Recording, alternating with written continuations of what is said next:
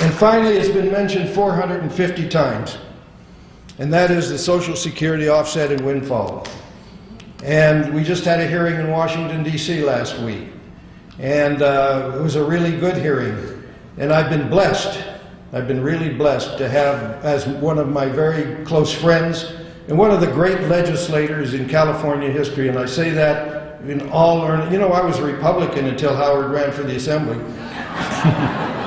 It's true. My father was, so I said, hey, you know, 21, you register. What do you do, Dad? He said, yeah. So, but I got to tell you, none better than Howard Berman. I'm going to straighten up the story with Buck McKeon, because somebody put it off here, but I'll tell you what happened. I was up in Sacramento that day. I was in Howard's office. We had this meeting, and I'm sitting next to Buck McKeon, who'd been up there 3 or 4 or 5, I don't know how many. I'd never met him before.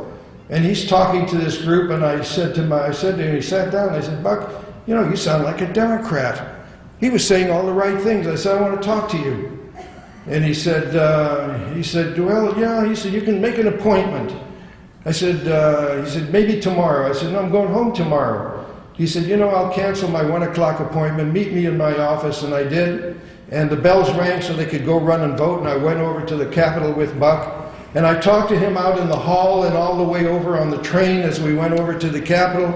And I talked to him about Social Security, about how teachers who've earned it don't get it, about teachers who have spouses that preceded them in death and they're entitled to it don't get it.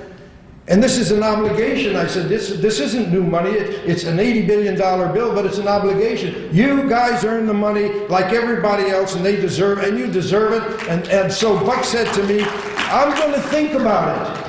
He said, I'll think about it. So I left my coat in Howard's office. You know me, I'm in Betty's office. I live there. I live with Diane Watson. I live with Howard Berman when I go up there, and his whole staff who are right here, and they're great people. And I'm in Howard's office. It's about 2 hours later, getting my coat to go home, and Howard walks in. He said to me, Lambert, what the hell did you do to Buck McKeon? And I said, I didn't lay a hand on him.